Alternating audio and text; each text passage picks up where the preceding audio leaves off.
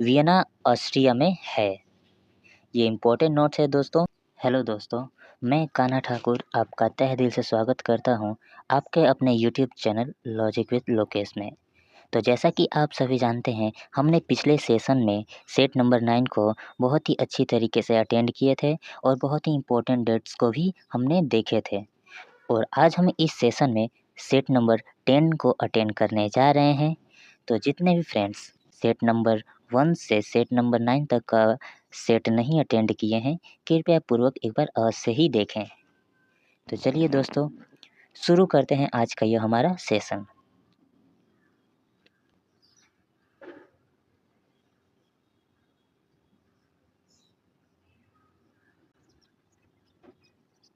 पहला प्रश्न है, कोरोमंडल तट निम्नलिखित किन दो राज्यों की ग्रह भूमि है?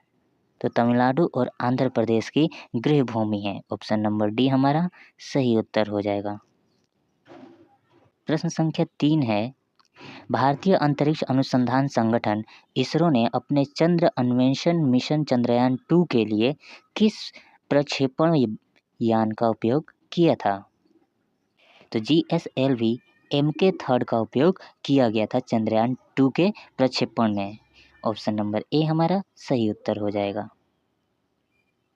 प्रश्न संख्या 8 है, निम्नलिखित में से कौन सा मुख्य ऊतक है जो किसी पौधों में इसकी जड़ों से पत्तियों तक जल पहुंचाता है? तो जाइलम का यह काम होता है कि जड़ों से पत्तियों तक का जल पहुंचाना। ऑप्शन नंबर सी हमारा सही उत्तर हो जाएगा।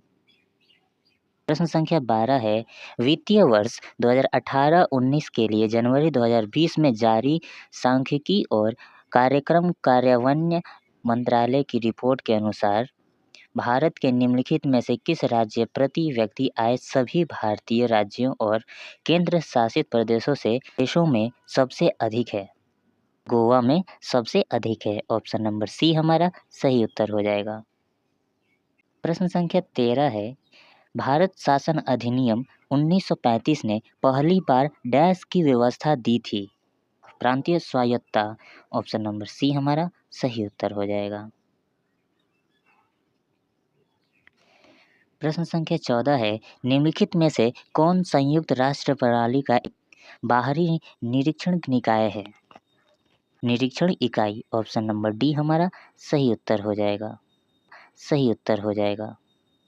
और हाँ दोस्तों, संयुक्त निरीक्षण इकाई का स्थापना 1976 को हुई थी। 1976 को हुआ था इसका स्थापना। प्रश्न संख्या 17 है, 2019 में 11वां ब्रिक्स शिखर सम्मेलन किस शहर में आयोजित किया गया था? तो ब्रासीलिया में आयोजित किया गया था। ऑप्शन नंबर डी हमारा सही उत्तर हो जाएगा।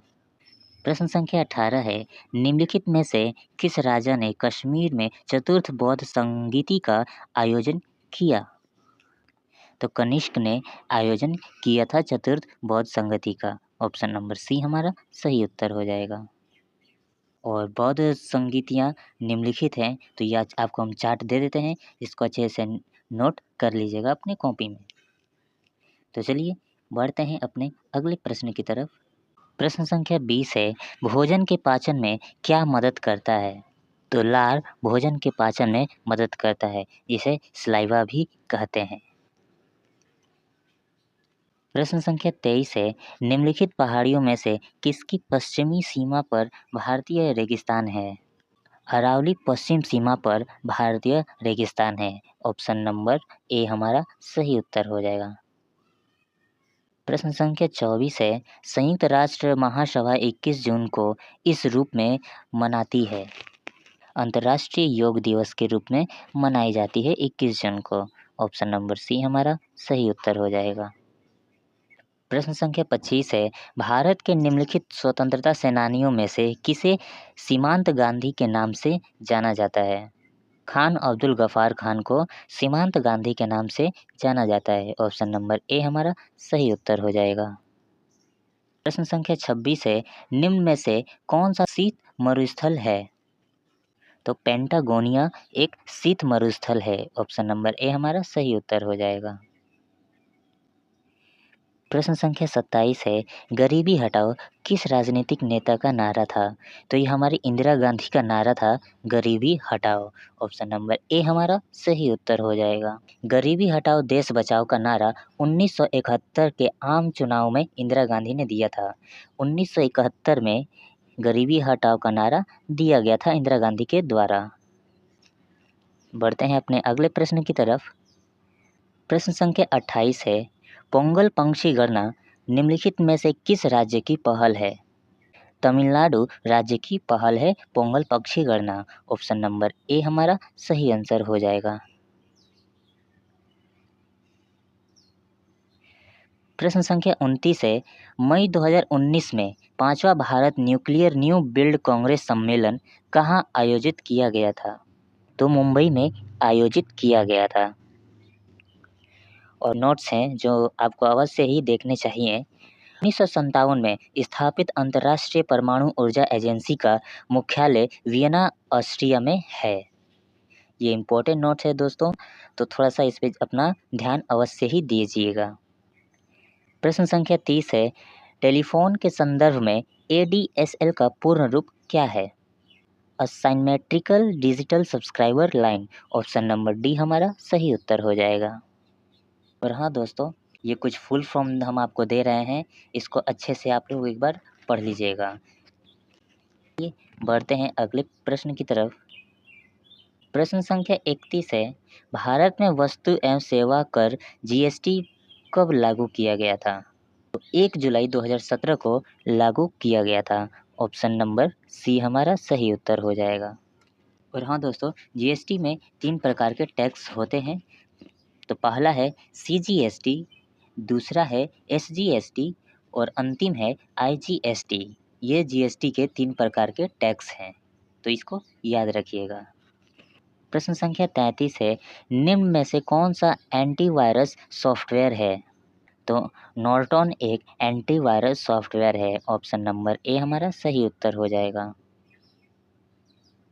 प्रश्न संख्या 34 है, इंटरनेट तक पहुंचने के लिए निम्नलिखित में से किसकी आवश्यकता होती है? तो यूनिक IP एड्रेस की आवश्यकता होती है। ऑप्शन नंबर बी हमारा सही उत्तर हो जाएगा। प्रश्न संख्या 35 है, एलिफेंटा की गुफाएं कहाँ स्थित हैं? धारापुरी द्वीप में स्थित हैं एलिफेंटा की गुफाएं। ऑप्शन नंबर डी हमारा सही उत्तर हो जाएगा। प्रश्न संख्या 36 है, 3 दिवसीय वैश्विक सतत विकास शिखर सम्मेलन 2019 कहाँ आयोजित किया गया था? तो ये हमारा नई दिल्ली में आयोजित किया गया था। ऑप्शन नंबर बी हमारा सही उत्तर है।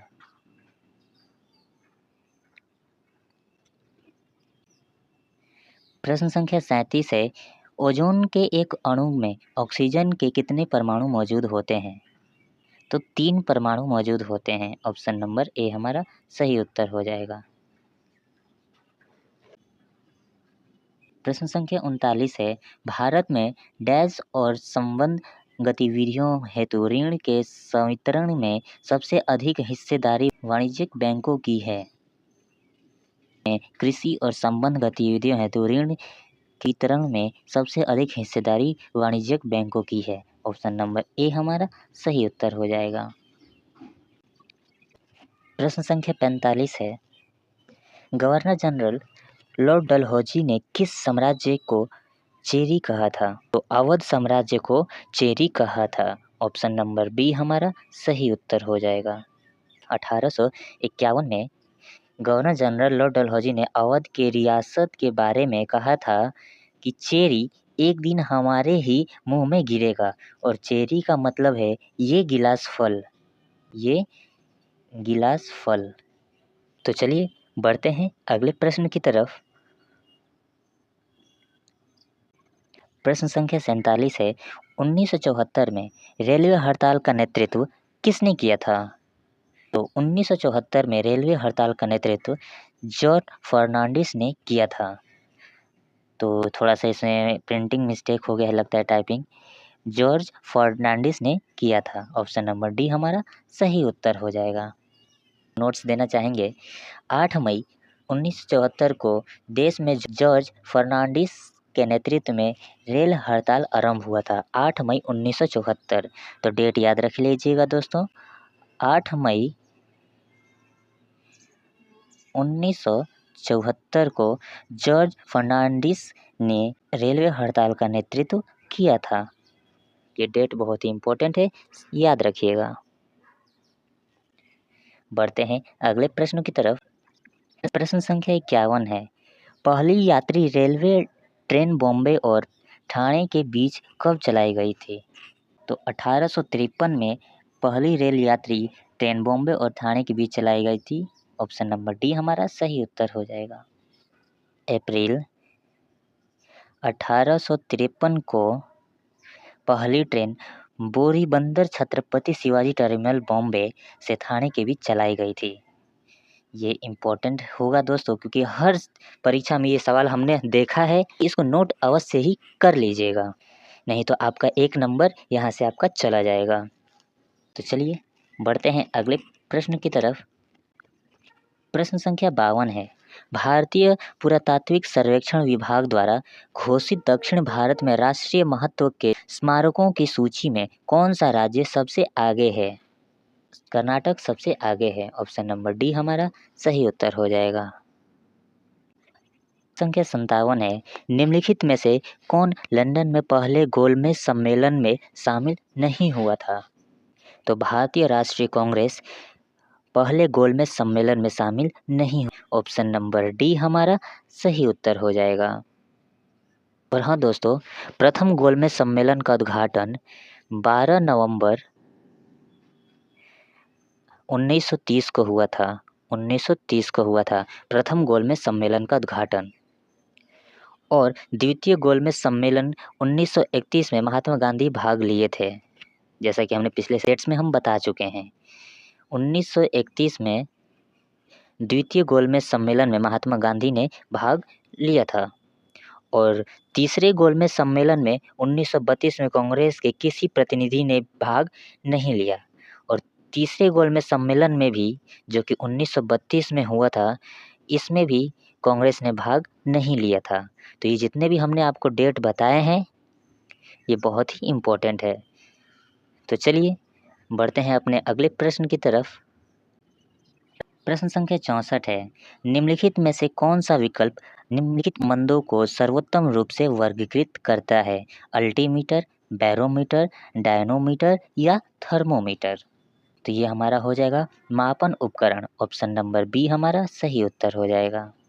और हाँ दोस्तों, अल्टीमीटर द्वारा हवाई जहाज की ऊंचाई मापते हैं, बैरोमीटर से वायुमंडल दाब मापते हैं, और थर्मोमीटर से ताप मापते हैं, जैसा कि आप सभी जानते हैं।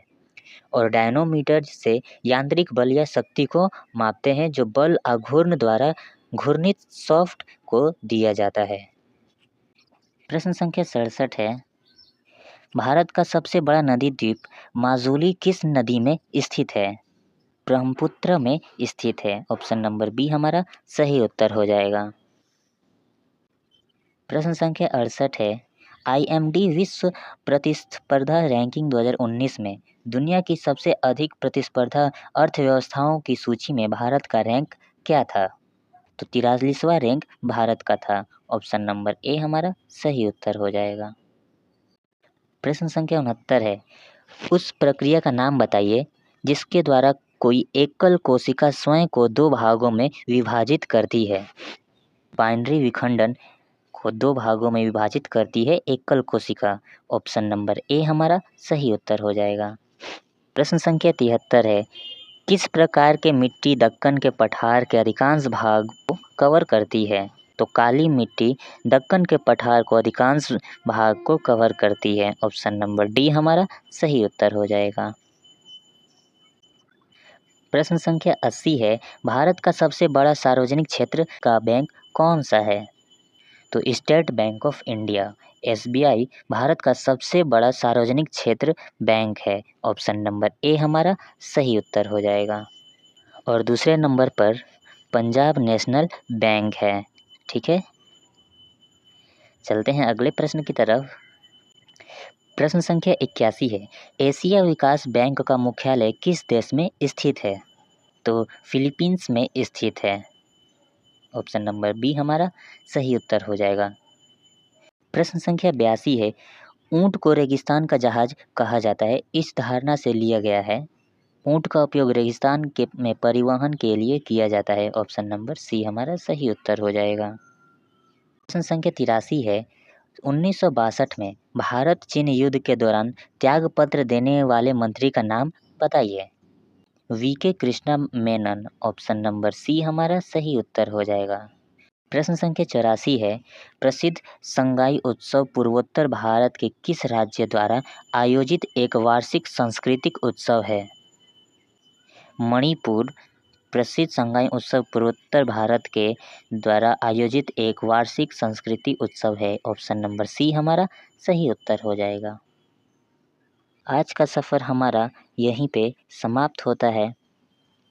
यह सेशन आपको कैसा लगा हमें अवश्य बताइएगा कमेंट बॉक्स में, क्योंकि आपका फीडबैक हमारे लिए महत्वपूर्ण योगदान निभाएगा।